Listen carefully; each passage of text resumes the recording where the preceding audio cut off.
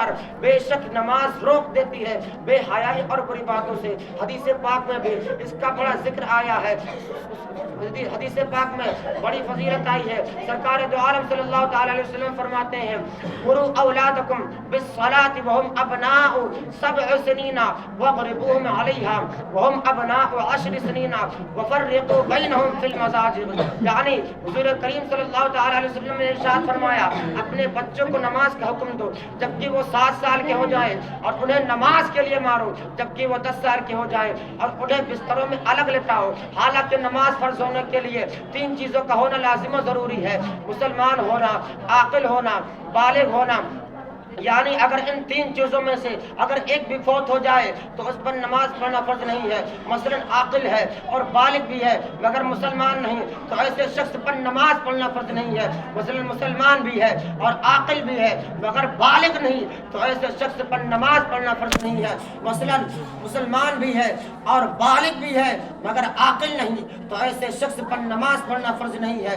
تو پتہ چلا، معلوم ہوا کہ نماز پڑھنے کے لیے 3 چیزوں کا ہونا لازم و ضروری ہے، مگر رحمت عالم صلی اللہ تعالی علیہ وسلم 7 سال کے بچے کو نماز کا حکم فرما رہے ہیں، اور جب 10 سال کے ہو جائے تو مار کر پڑھوانے کا حکم فرما رہے ہیں۔ تو آخر اس کی وجہ کیا ہے، اس کا مطلب کیا ہے؟ اس کی وجہ یہ ہے میرے عزیزوں کہ بچپن ہی سے بچوں کے اندر نماز کا شوق پیدا ہو جائے، بچپن ہی سے نماز پڑھنے کا طور و طریقہ معلوم ہو جائے، اور بڑے ہوتے ہی، بالغ ہوتے ہی نماز کا عادی ہو جائے اور نماز کا پکا پابند ہو جائے۔ سبحان اللہ، ماشاء اللہ، کیا بات ہے اپنے رب سے بندہ نماز میں اٹھ جاتا ہے، جدائی کا پردہ نماز میں، مولا میں اور بندے میں رہتا نہیں حجاب، بے پردہ ہے تجلی مولا نماز میں، بے پردہ ہے تجلی مولا نماز میں۔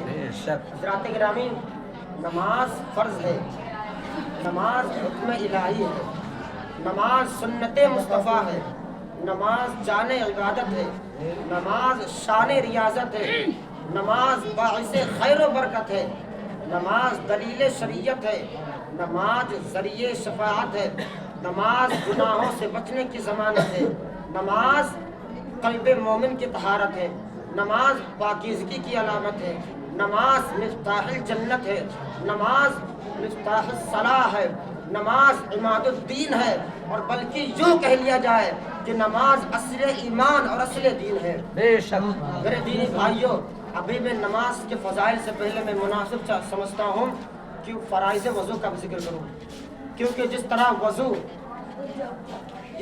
جس طرح نماز مفتاح الجنت ہے یعنی جنت کی کنجی ہے، اسی طرح وضو مفتاح الصلاح ہے یعنی نماز کی کنجی ہے۔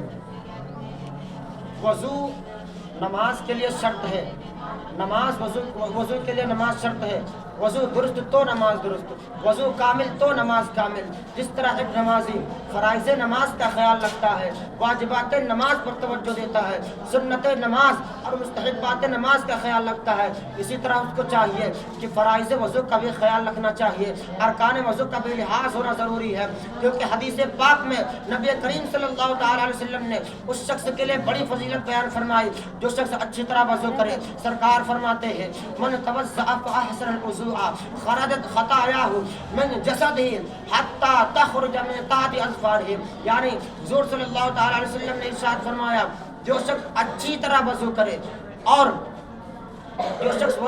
اچھی طرح وضو کرے تو اس کے جسم سے خطائیں جھڑ گئی، یہاں تک کہ اس کے ناخنوں کے نیچے سے بھی خطائیں جھڑ گئی۔ بے شک ماشاء اللہ۔ حضرات گرامی، جب ہم وضو کرتے ہیں تو اس کا طریقہ یہی ہوتا ہے، پہلے اپنے ہاتھ کو دھلتے ہیں، پھر 3 مرتبہ کلی کرتے ہیں، پھر اپنے ناک میں 3 مرتبہ پانی ڈالتے ہیں، پھر اپنے چہرے کو دھلتے ہیں، بال اٹھنے کی جگہ سے لے کر تھوڑی کے نیچے تک، ایک کان کی لو سے دوسرے کان کی لو تک اور کوہنیوں سمیت دونوں ہاتھ دھلتے ہیں، پھر اس کے بعد چوتھائی سر کا مسح کرتے ہیں، پھر اس کے بعد اپنے پیروں کو ٹخنوں سمیت دھلتے ہیں۔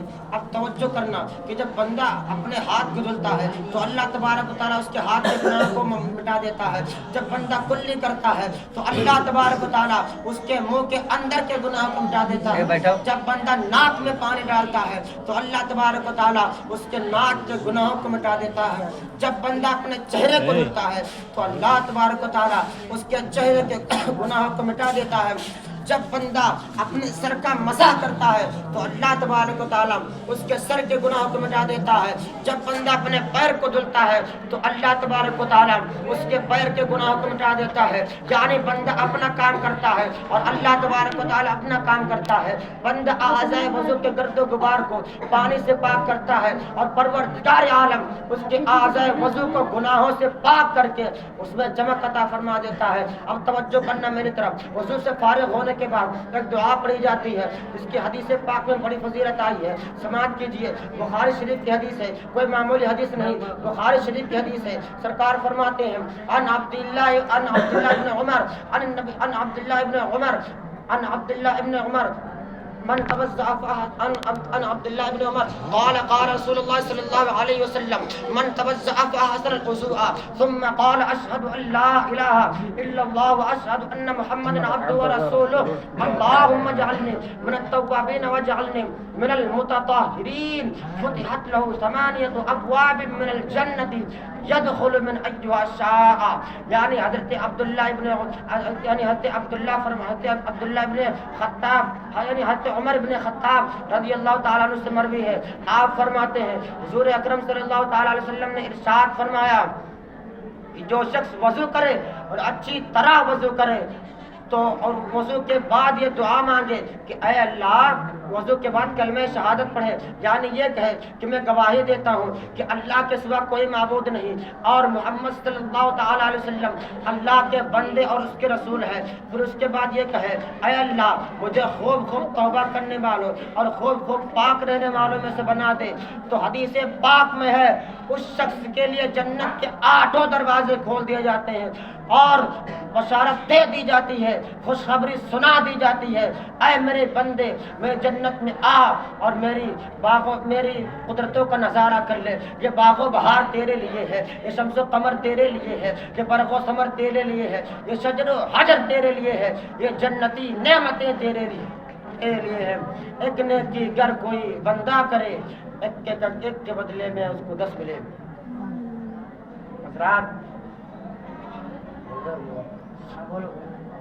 اس سے پہلے جو میں نے حدیث پاک پڑھی کہ جو شخص اچھی طرح وضو کرے تو اس کے جسم سے گناہ جھڑ جاتے ہیں. ہو سکتا ہے کسی کے ذہن میں خیال آ جائے گناہ کیسے جھڑ جاتے ہیں.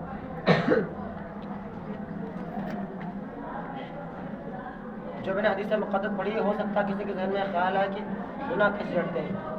آپ سوچ رہے ہو گناہ تو جسم سے جھڑتا ہے مگر دیکھنے میں نہیں آتا. دیکھنے میں آتا ہے نہیں آتا نا, دیکھنے میں بالکل نہیں آتا. ایک شخص اسی طرح یہی خیال یہی سوچ لے کر ایک شخص حضرت امام اعظم ابو حنیفہ رضی اللہ تعالیٰ عنہ کے بارگاہ میں عرض ہوا اور کہنے لگا یا امام المسلمین من توضأ فأحسن الوضوء خرجت خطاياه من جسده حتى تخرج من تحت اصبعه. یعنی جو شخص اچھی طرح وضو کرے تو اس کے جسم سے خطائیں جھڑ جاتی ہیں, مگر ہم جب وضو کرتے ہیں تو ہمیں تو ایسا محسوس نہیں ہوتا کہ ہمارے جسم سے گناہ جھڑ جاتا ہو. چنانچہ امام اعظم سمجھ گئے اس شخص کو بتانے اور سمجھانے کی ضرورت نہیں ہے بلکہ اسے مشاہدہ کرانے کی ضرورت ہے, دکھانے کی ضرورت ہے. یہ خود بخود سمجھ جائے گا کہ گناہ جھڑتے ہیں یا نہیں. حضرت امام اعظم ابو حنیفہ رضی اللہ تعالیٰ عنہ نے اپنی ولایت والی نظر اس شخص کے چہرے پر ڈال دی. نظر ڈالتے ہی سارے پردے ہٹ گئے, آن کے آن میں سارے پردے ہٹ گئے, آنکھوں میں نور بڑھ گیا. جو چیز نظر نہیں آتی تھی وہ بھی نظر آنے لگی, جو چیز نظر نہیں آتی تھی وہ بھی نظر آنے لگی. اب آئیے متانت و سنجیدگی کے ساتھ سماعت کیجیے. نماز کے لیے اذان دی گئی. اتنے میں ایک شخص آیا اور وضو کرنے میں مشغول ہوا. حضرت امام اعظم ابو حنیفہ رضی اللہ تعالیٰ عنہ فرماتے ہیں اے سال ادھر آؤ, اس شخص کی اعضاء کو دیکھو, اس کی اعضاء سے جو مائع مستعمل گر رہا ہے اسے دیکھو اور بتاؤ کیسا لگ رہا ہے. اس نے بہور دیکھا اور عرض کیا حضور اس کی اعضاء سے تو مجھے کیچڑ کی مانند پانی نظر آ رہا ہے. کہے سبحان اللہ. اتنے میں دوسرا شخص آیا اور کہنے لگا, اتنے میں دوسرا شخص آیا. حضرت امام اعظم نے اس سے فرمایا آؤ اسے دیکھو اس کی اعضاء سے کیسا پانی گر رہا ہے. وہ شخص آیا اور بغور دیکھنے کے بعد کہا حضور اس کی اعضاء سے تو مجھے مٹیالہ رنگ کا پانی نظر آ رہا ہے. اتنے میں تیسرا شخص بھی آیا, آپ نے فرمایا اسے بھی دیکھو. اسے بھی دیکھنے کے بعد کہا حضور اس کی اعضاء سے تو بالکل پاک و صاف پانی نظر آ रहा है। चुनांचा अब तवज्जो करना मेरी तरफ। हज़रत इमाम आज़म अबू हनीफा रज़ी अल्लाह ताला अन्हु ने तीनों आदमियों को अपनी बारगाह में बुलाया और एक एक से पूछने लगे, कहने लगे, ऐ शख्स तू बता तूने कौन सा गुनाह किया था, ऐ शख्स तू बता तूने कौन सा गुनाह किया था।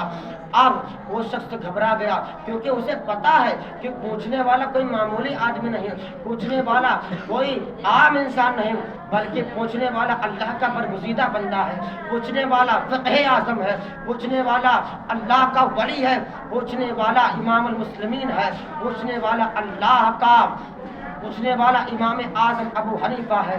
तीनों ने सच सच जवाब दिया। हुजूर, पहले ने कहा हुजूर मुझसे ज़िना का गुनाह हुआ था, दूसरे ने कहा हुजूर मुझसे झूठ का गुनाह हुआ था, तीसरे ने कहा हुजूर मैं जब एक नमाज पढ़ लेता हूँ तो दूसरी नमाज का इंतजार करता हूँ। अब इमाम आज़म के जुमले पर गौर कर लो। हज़रत इमाम आज़म फरमाते हैं कि ज़िना जो कि गुनाह कबीरा है, इसलिए कीचड़ के मानन गिर रहा था, और झूठ ज़िना से कम दर्जे का गुनाह है, इसलिए मटियाला रंग का नजर आ रहा था, और तीसरा शख्स गुनाहों से पाक था, इसलिए उसकी आज़ा से बिल्कुल पाक और साफ पानी गिर रहा था। किताब और सुन्नत की राह दुनिया के हर मुसलमान पे कर दी रोशन, वो मशाले इल्म मुस्तफ़ा है इमाम आज़म अबू हनीफा। इधर तरीक़त के पीरे पीरा व मीरे मीरा है गौसे आज़म, उधर शरीयत के रहबरा है इमाम आज़म अबू हनीफा। बेशक सुभान अल्लाह, माशाअल्लाह। यहाँ पर एक नुक्ता समाप्त करें, पॉइंट की बात। अल्लाह तबारक व तआला अगर किसी के अल्लाह रब्बे कायनात अगर किसी के सर पर विलायत का ताज रख दे तो उसकी कुव्वत व बसीरत में इजाफा हो जाता है, और अगर वह खुद दूसरे पर नजर डाल दे तो वह भी साहिब नजर हो जाता है।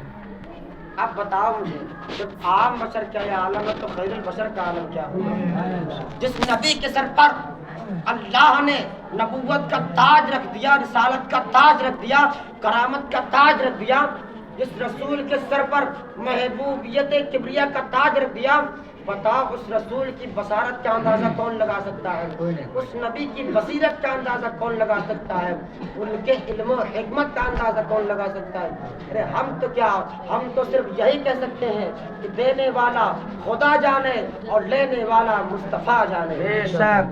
हज़रात गिरामी, हमने यहाँ पर कुछ वज़ू के फ़ज़ाइल और मसाइल बयान कर दिए ताकि आपकी नमाज दुरुस्त हो जाए और बारगाह मौला में कबूल हो जाए, क्योंकि वज़ू शर्त नमाज है, वज़ू नहीं हुआ तो नमाज नहीं होगी। अल्लाह तबारक व तआला की बारगाह में दुआ कि हम सबको सही वज़ू करने की तौफीक अता फरमाए, बोले आमीन। अब आइए नमाज के मुताल्लिक़ से चंद हदीसें सुन लें।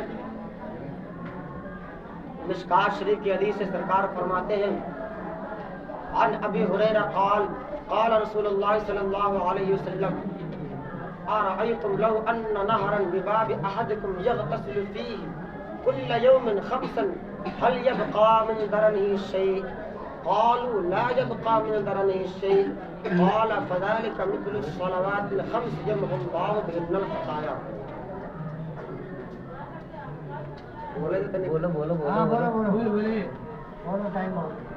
बताया, यानी एक मर्तबा हुज़ूर करीम सल्लल्लाहु ताला अलैहि वसल्लम ने सहाबा से फरमाया, ऐ सहाबा, अगर तुम में से किसी के दरवाजे पर नहर जारी हो और उसमें रोजाना 5 मर्तबा गुस्ल करता हो तो क्या उसके जिस्म पर कुछ मैल बाकी रह जाएगा?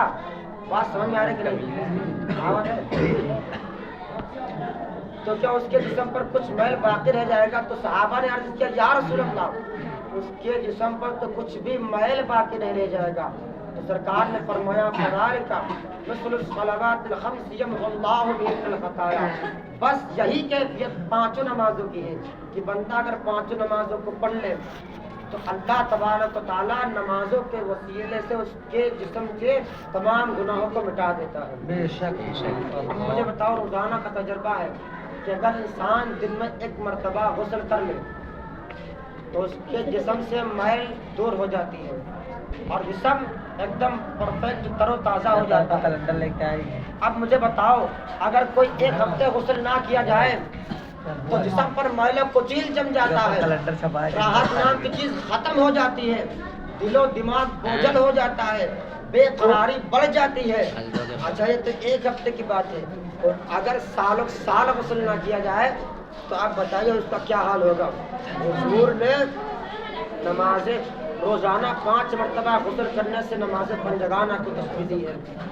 اس لیے جس طرح غسل جسم کے میل کو دور کر دیتا ہے، اسی طرح نماز جسم کے گناہوں کو مٹا دیتی ہے۔ ماشاءاللہ، کیا بات اللہ رب کائنات قرآن مقدس 30ویں پارے میں فرماتا ہے قد افلح من تزکا وذکر اسم ربک فصلی، یعنی کامیاب وہ ہوا جس نے پاکیزگی حاصل کی اور اپنے رب کے نام کو یاد کیا پھر نماز پڑھی۔ اور دوسری جگہ 3 پارے میں ارشاد فرماتا ہے ان الذین آمنوا وعملوا الصالحات واقاموا الصلاة وآتوا الزکاة لهم اجرهم عند ربهم ولا خوف علیہم ولا هم یحزنون۔ بے شک جو لوگ ایمان لائے اور نیک عمل کیے اور نماز قائم رکھا اور زکوٰۃ دیتے رہے، ان کا اجر ان کے پروردگار کے ہاں موجود ہے، اور ان پر کسی کا خوف ہے اور نہ ہی وہ غمگین ہوگی۔ حضرات، قرآن ہمیں جہاں فلاح بہبودی کی رہنمائی کر رہا ہے، حدیث رسول کامیابی کی منزل بتا رہی ہے، تو قرآن دولت ایمان کا درس دے رہا ہے، تو حدیث رسول کمال ایمان کی دلیل دے رہی ہے۔ مشکات شریف کی حدیث ہے عن عبداللہ ابن عمر ابن العاص عن نبی صلی اللہ علیہ وسلم انه ذکر الصلاة یوما فقال من حافظ علیہا كانت له نورا وبرهانا ونجاة یوم القیامہ، یعنی حضور اقدس صلی اللہ تعالی علیہ وسلم نے ایک مرتبہ نماز کا ذکر یہ کیا تو فرمایا اے صحابہ، جو لوگ نماز کی پابندی کرتے ہیں، جو لوگ نماز پڑھتے ہیں، تو اللہ تبارک و تعالیٰ نماز ان کے لیے نور کا سبب ہوگی اور کمال ایمان کی دلیل ہوگی اور قیامت کے روز بخشش کا ذریعہ ہوگی۔ اب میرا آپ سے ایک سوال ہے، بتاؤ قبر میں اندھیرا ہے کہ نہیں ہے؟ کس کے قبر میں اندھیرا ہے؟ قبر میں اندھیرا ہے، قبر میں تنگی ہے، قبر میں سانپ بچھو ہے۔ تو میرے عزیزوں، قبر میں اندھیرا ہے تو کیوں نہ ہم نماز کی روشنی ساتھ لے کے چلیں؟ قبر میں تنگی ہے تو کیوں نہ ہم عمل خیر ساتھ لے کے چلیں؟ قبر میں بے چینیاں ہیں تو کیوں نہ تلاوت قرآن ساتھ لے کے چلیں؟ حضرات، آج جس دور میں ہم لوگ جی رہے ہیں، جس دور سے گزر رہے ہیں، یہ بڑا ہی پرفتن، بڑا ہی پرآشوب دور ہے۔ لوگ اخروی زندگی کو سنوارنے کے بجائے دنیاوی زندگی کو سنوارنے میں لگے ہیں۔ لوگ ایک دوسرے پر سبقت لے جانے کی کوشش میں لگے ہیں۔ کسی کا خیال ہے موٹر سائیکل پر چلنا کامیابی کی دلیل ہے، کوئی کہتا ہے کارو ماروتی رکھنا کامیابی کی دلیل ہے، تو کوئی کہتا ہے ہوائی جہاز سے سفر کرنا کامیابی کی دلیل سمجھ رہا ہے، کوئی کہتا ہے سونے چاندی اکٹھا کرنا کامیابی کی دلیل ہے، کوئی کہتا ہے زمین جائیداد خریدنا کامیابی کی دلیل ہے، کسی کا خیال ہے اچھی بلڈنگ کا تعمیر کامیابی کا زینہ ہے۔ مگر میرے دوستو، میں آپ کو بتانا چاہتا ہوں یہ مذکورہ چیزیں کبھی بھی کامیابی کی دلیل نہیں بن سکتی، بلکہ جھوپڑی میں رہ کر خدا کو یاد کرنے والا کامیاب ہے، پیارے آقا کی پیاری پیاری سنتوں پر عمل کرنے والا کامیاب ہے، اپنے گناہوں کو یاد کر کے آنسو بہانے والا کامیاب ہے، خوف خدا سے لرز کر توبہ کرنے والا کامیاب ہے۔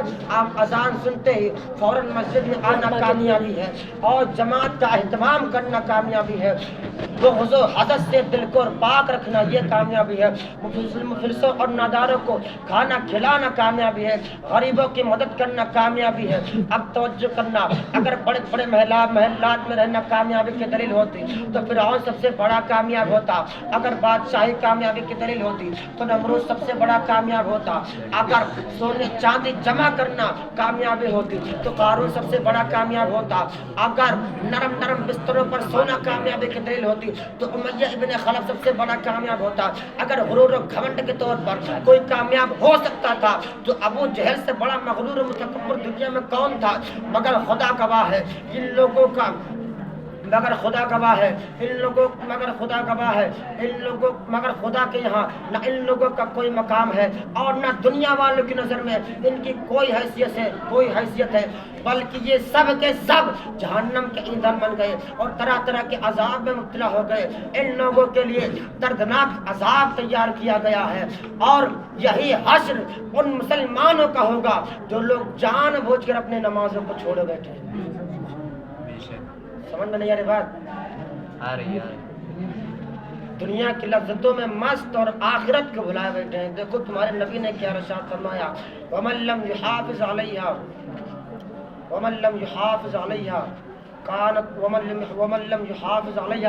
لَمْ تَكُن لَّهُ نُورٌ وَلَا بُرْهَانٌ وَلَا نَجَاةٌ فَكَانَ يَوْمَ الْقِيَامَةِ مَعَ قَارُونَ وَفِرْعَوْنَ وَهَامَانَ وَأُبِيَّ بْنِ خَلَف۔ یعنی حضور اقدس صلی اللہ تعالیٰ علیہ وسلم نے ارشاد فرمایا کہ جو لوگ نماز نہیں پڑھتے، جو لوگ نماز کی پابندی نہیں کرتے، توجہ سے سننا میری بات کو، نہ تو ان کے لیے نور ہوگا اور نہ ہی برہان اور نہ قیامت کے روز بخشش کا ذریعہ۔ اور قیامت کے روز وہ لوگ قارون، فرعون، حامان اور امیہ اور ابی ابن خلف کے ہمراہ ہوں گے، ان کے ساتھ اٹھائے جائیں گے۔ اللہ رب کائنات ارشاد فرماتا فویل للمصلین الذین هم عن صلاتهم ساہون، ہلاکت ہے ان نمازیوں کے لیے جو لوگ جان بوجھ کر اپنی نمازوں کو چھوڑے بیٹھے ہیں۔ اور دوسری جگہ ارشاد فرماتا ہے کہ جب جنتی جنت میں اور دوزخی دوزخ میں جائیں گے تو جنتی جہنمیوں سے پوچھیں گے مَا سَلَكَكُمْ فِي سَقَرَ، اے جہنمیوں تمہیں کون سی چیز جہنم میں لے آئی؟ تو جہنمی جواب دیں گے قالوا لم نکن من المصلین، ہم لوگ دنیا میں رہ کر نماز نہیں پڑھتے تھے۔ اللہ اکبر، نماز نہ پڑھنا کتنا بڑا گناہ ہے، اسی سے آپ اندازہ لگائیے۔ اور اللہ تبارک و تعالیٰ سورہ مریم میں ارشاد فرماتا ہے اضاعوا الصلاۃ واتبعوا الشہوات فسوف یلقون غیا، جنہوں نے اپنے نماز کو ضائع کیا اور نفسانی خواہشات کے پیچھے پڑ گئے، عنقریب وہ لوگ غی میں ڈالے جائیں گے۔ اگر آپ لوگ چاہتے ہو کہ ہمارا حشر اچھے لوگوں کے ساتھ تو نماز پڑھو، اور آپ لوگ چاہتے ہو کہ ہمارا حشر قارون، فرعون، حامان ان سب کے ساتھ ہو تو نماز نہ پڑھو۔ اب آئیے حضرت علی شیر خدا حیدر کرار رضی اللہ تعالیٰ عنہ سے روایت ہے کہ حضور نے، حیدر علی خود فرماتے ہیں کہ حضور نے مجھے تین باتوں کی نصیحت کی، اے علی 3 کاموں میں جلدی کیا کرو۔ میں نے حضور سے پوچھا حضور بتائیے، تو حضور نے فرمایا نماز کو ادا کرنے میں جلدی کیا کرو جبکہ اس کا وقت ہو جائے، اور جنازہ دفن کرنے میں جبکہ وہ تیار ہو جائے، اور تیسرے نمبر پہ فرمایا بیوہ کے نکاح میں جبکہ اس کا کفو مل جائے۔ لیکن آج تو ہم نفس امارہ کے سے غلام ہو گئے کہ وقت پر نماز پڑھنا تو دور کی بات ہے، ہمارے ذہن میں نماز کا خیال تک بھی نہیں آتا کہ نماز ہم پر فرض بھی ہے، اس کی ادائیگی ہم پر ضروری ہے۔ اور کچھ بے حس تو آپ کو ایسے بھی مل جائیں گے جو نماز پنجگانہ کیا پڑھیں گے، جمعہ تک کے لیے بھی مسجد میں حاضر نہیں ہوتے، اور کچھ لوگ تو ایسے بھی ملیں گے جو جمعہ عیدین کے لیے بھی نہیں آتے۔ اللہ تبارک تعالیٰ ایسے لوگوں کو ہدایت نصیب فرمائے، حدیث مصطفیٰ کے مطابق عمل کرنے کی توفیق عطا فرمائے۔ جو لوگ نماز نہیں پڑھتے وہ قبر میں اپنے نبی کو کیا منہ دکھائیں گے؟ جو لوگ نماز میں سستی اور کاہلی کرتے ہیں وہ لوگ میدان حشر میں اپنے رب کو کیا منہ دکھائیں گے؟ اسی نبی کا ارشاد ہے ان اول ما یحاسب به العبد یوم القیامۃ الصلاۃ، یعنی بروز قیامت بندے کا حساب نماز سے شروع ہوگا۔ اسی کی ترجمانی حضرت شیخ سعدی شیرازی علیہ الرحمہ فرماتے ہیں روز محشر کی جا گداز بود، اولی فرش سے نماز بود۔ حضرات گرامی، اللہ تبارک و تعالیٰ نے ہمیں عقل و دولت عطا کیا ہے اور ہر طرح کی فہم و فراست سے نوازا، جس کی روشنی میں ہم سعادت و کامیابی کی منزلوں کا انتخاب کر سکتے ہیں۔ لیکن آج ہم ہدایت کے نور کو چھوڑ کر جہالت کے اندھیرے میں رہنا زیادہ پسند کرتے ہیں. اسی کو طریقہ مصطفیٰ کو چھوڑ کر طبیعت کے پیچھے بھاگ رہے ہیں. اسی کو تو شاعر نے یوں کہا تھا، طریقہ مصطفیٰ کو چھوڑنا ہے وجہ بربادی. اسی سے قوم دنیا میں ہوئی بے اقتدا اپنی، اور ہمیں تو کرنی ہے شہنشاہ بطحا کی رضا جوئی، کہ وہ اپنے ہو گئے تو رحمت پروردگار اپنی. اب نماز کے تعلق سے ایک اور حدیث سماعت کر لیں. بخاری شریف کی حدیث ہے. میں نصیحت نہیں کرتا ہے. عن عبد الله بن مسعود قال سألت رسول الله صلى الله عليه وسلم أي عمل أفضل؟ قال الصلاة على ميقاتها. قلت ثم أي؟ قال بر الوالدين. قلت ثم أي؟ قال الجهاد في سبيل الله. فسكت عن رسول الله صلى الله عليه وسلم. عبداللہ بن مسعود رضی اللہ تعالیٰ عنہ فرماتے ہیں، میں نے ایک مرتبہ حضور سے دریافت کیا، یا رسول اللہ دنیا میں سب سے بہتر عمل کون سا ہے؟ آپ نے فرمایا نماز کو اس کے وقت پر ادا کر دینا. میں نے پھر عرض کیا یا رسول اللہ اس کے بعد کون سا عمل بہتر ہے؟ آپ نے ارشاد فرمایا والدین کے ساتھ نیکی کرنا. میں نے پھر عرض کیا یا رسول اللہ اس کے بعد کون سا عمل بہتر ہے؟ آپ نے فرمایا راہ خدا میں جہاد کرنا. اس حدیث مقدس میں 3 چیزوں کا ذکر کیا گیا ہے. نماز کو اس کے وقت پر ادا کرنا، ماں باپ کا ادب و احترام کرنا یعنی ان کے ساتھ بدسلوکی سے پیش نہ آنا، اور راہ خدا میں جہاد کرنا. انشاءاللہ العزیز جہاد فی سبیل اللہ اور عظمت والدین کے تعلق سے بھی قرآن و حدیث کی روشنی میں تفصیلی گفتگو کی جائے گی. یہاں موضوع کے مطابق میں نماز کے تعلق سے دینی معلوماتی باتوں کا ذکر کیا جا رہا ہے. اب توجہ کرنا، اللہ تبارک و تعالیٰ نے دن اور رات میں مسلمانوں پر، کس پر؟ کافروں پر نہیں، مسلمانوں پر دن اور رات میں 5 وقت کی نماز کو فرض کیا، اور سال گزرنے پر 1 مہینہ روزہ کا فرض کیا. اور جو صاحب ثروت ہے، جو صاحب نصاب ہے، ان پر، ان کے مال پر سال گزرنے پر زکوٰۃ فرض کیا. اور جو صاحب استطاعت پر کعبۃ اللہ شریف کا حج زندگی میں 1 بار فرض کیا. تو پتہ چلا نماز پڑھنا بھی فرض ہے، نماز پڑھنا بھی فرض ہے، روزہ رکھنا بھی فرض ہے، حج بیت اللہ کرنا بھی فرض ہے، زکوٰۃ نکالنا بھی فرض. بلکہ اپنے لفظوں میں یوں کہا جائے تو نماز پڑھنا بھی عبادت، روزہ رکھنا بھی عبادت، زکوٰۃ نکالنا بھی عبادت، حج کرنا بھی عبادت. مگر جو نماز کو اہمیت و فضیلت حاصل ہے کسی دوسری عبادت کو اتنی حاصل نہیں. حالانکہ نماز پڑھنے سے زیادہ کٹھن تو روزہ ہے، کیونکہ صبح صادق سے لے کر غروب آفتاب تک کھانے پینے اور جماع سے رکنے کا نام روزہ ہے. مگر پھر بھی روزہ کو نماز پر فضیلت حاصل ہے. اسی طرح حج کرنا بھی معمولی کام نہیں، بلکہ مہینوں راستے کی صعوبتوں مصیبتوں کا سامنا کرنا پڑتا ہے، اور پھر وہاں پہنچ کر ارکان حج کی ادائیگی میں کافی جد و جہد کرنی پڑتی ہے. اس کے علاوہ لاکھوں روپے کا صرف بھی ہوتا ہے. مگر پھر بھی حج کو، زکوٰۃ، حج کو نماز پر فضیلت حاصل نہیں. اسی طرح زکوٰۃ نکالنا بھی آسان کام نہیں، بڑی محنت و مشقت سے دولت کمائی جاتی ہے.